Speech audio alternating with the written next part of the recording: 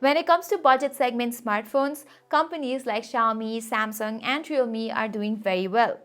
And honestly, in the budget segment, Vivo is never the first choice of us tech enthusiasts, and that is primarily because of two reasons. Number one, low-res display, and number two, low-end processors. So today I have with me a new Vivo phone, the Vivo Y17. And yes, it comes with a low-res display and a low-end processor. But it does come with triple camera setup at the back and a very huge battery. So with these two USPs at helm, should you really choose the Vivo Y17 over the others in the market? Let's find out.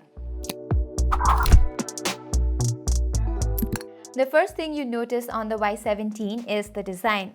This dark bluish color is something I'm really a fan of, and if you look even closer, you can see the textured finish inside.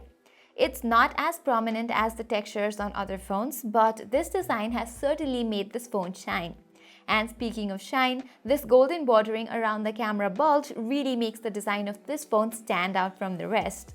However, Vivo has taken the polycarbonate back route here, and I think that is expected of Vivo because even the expensive Vivo V15 Pro does not come with a glass body.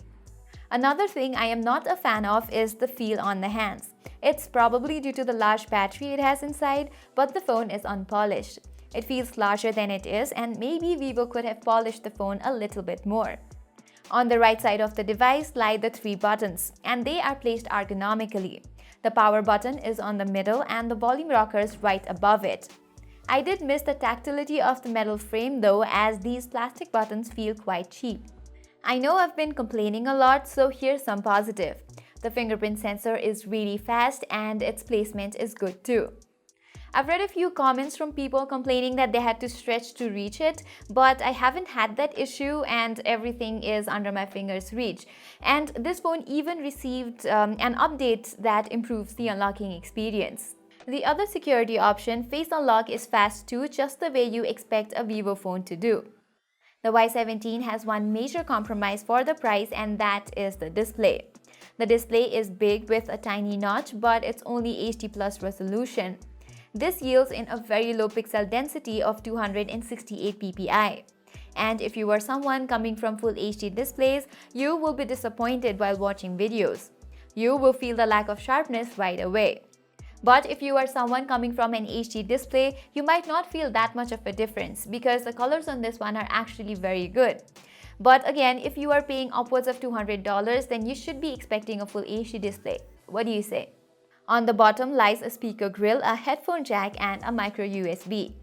Again, even the more expensive Vivo V15 Pro had a micro USB, so I was not expecting Type-C in this one. But the dual-engine 18-watt fast charging is great. There's a 5000 mAh battery inside this phone, and the charger charges from 0 to 60% in an hour, which is great. Talking about battery life, I got around 1.5 to 2 days of battery life on the phone. On a day when I used this phone for nearly 7 to 8 hours, I ended up with 50% charge, and that's why this phone here is a battery champ and a phone perfect for battery-hungry users.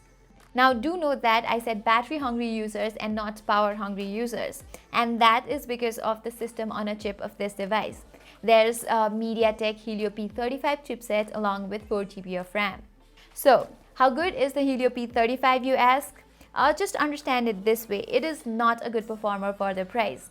It is comparable to some 2-year-old chipsets like the Exynos 7870 or the Snapdragon 625. It's not even comparable to the Snapdragon 632, which comes on the much cheaper Redmi 7. Although multitasking is decent, and if you only make calls and browse the internet on your phone, you will be fine. However, once you start gaming on this one, that's where the problems start. PUBG loads up in low graphic settings and there were stutters here and there. Asphalt 9 works nicely, but if there's a lot of action happening, it lacks a bit of smoothness.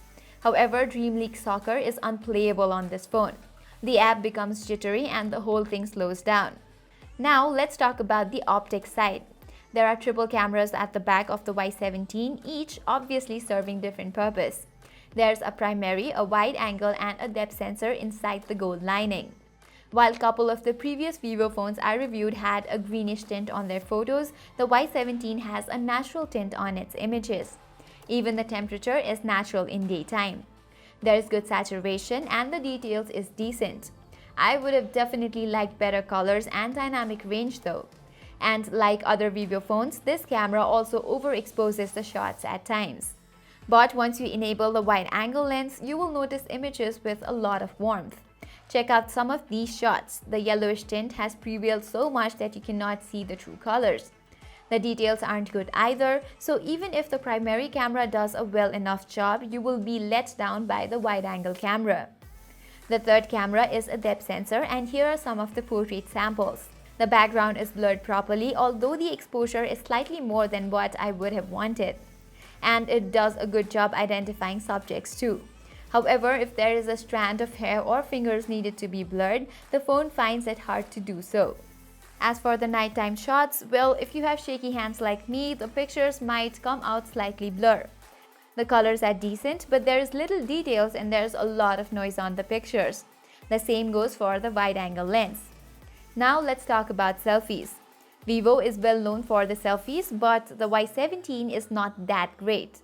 I mean, it is good, but with almost all manufacturers focusing on selfies these days, I expected better.